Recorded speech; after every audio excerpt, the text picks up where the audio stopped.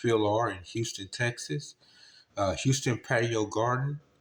Shalom to you all. May Yahweh Baruch you and keep you and your family through every trial, every tribulation, every setback, and every situation, knowing that we have an assurance.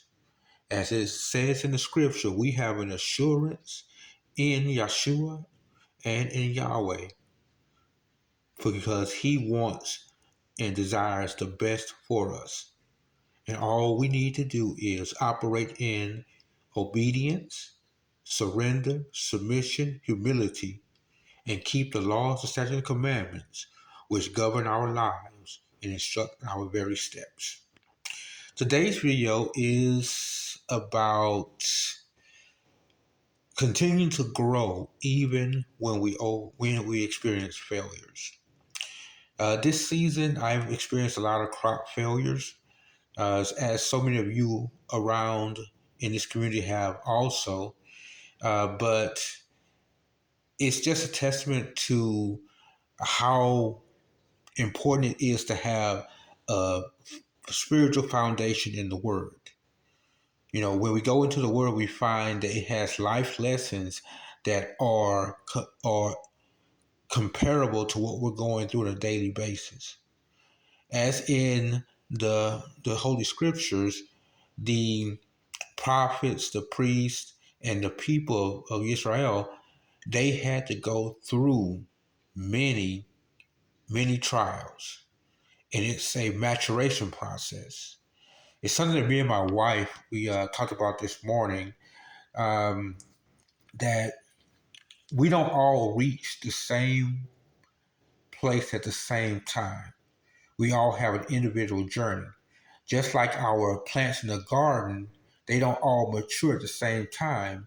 It's through succession planting that we get a second and a third and a fourth harvest, but from that initial harvest. So, and even in that, there's always going to be an enemy working against you. It's an enemy in your life working against you, and your spiritual walk working against you, even in your desire to be self-sufficient or dependent upon the Most High's provision. There's an enemy. That enemy comes up in your family, in your friends, in your associates.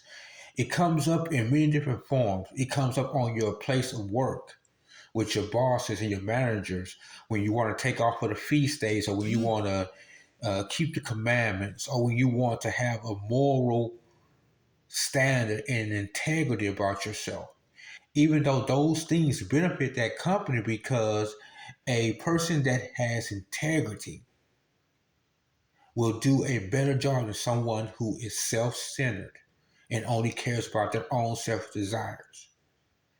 And we are servants, not slaves, but servants. And there's a difference. We are servants, sons and daughters of the Most High Yah. And we follow the example that Yeshua left for us in the Word, in His actions. His fruit or His actions demonstrated that He was connected to the sovereign Elohim Yahweh.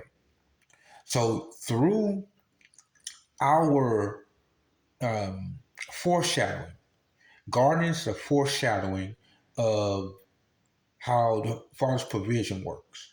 Because all we do is we plant the seed, we water it, we provide outside nutrients if we're doing a container garden. But if it's in the ground, all that's provided. So, but even to a great extent, who provides the water? Who provides the material that makes up the fertilizer? The Most High has created it all. So we can't even take credit for that. All we are stewards. We are workmen working in the field. And that field is our lives. And our lives, we encounter various people, which are like the various crops, the various seeds. Each one of those crops and seeds needs a different type of nourishment, a different type of water, a different type of attention. And so when we are in our gardens, we learn how that that time we spend in the garden nurturing and growing and harvesting is just like what we do when we encounter our other fellow servants and believers and those who don't believe because they are unaware. We show them by our example, as the plant show us by its example that we serve a creator who controls all creation. Even though we have enemies, we have pests that eat our crops, the Father still provides a solution even in those troubles. He has created other insects, other bugs to eat those bugs and are beneficial to our crops and our harvest. So there's a continual cycle going on, a continual cycle in our maturation, our maturing. We can look back in our lives now that we've come to an understanding and realize where the Father was working in our lives at areas and times where we were unaware because our spiritual mind was not mature enough to perceive of what the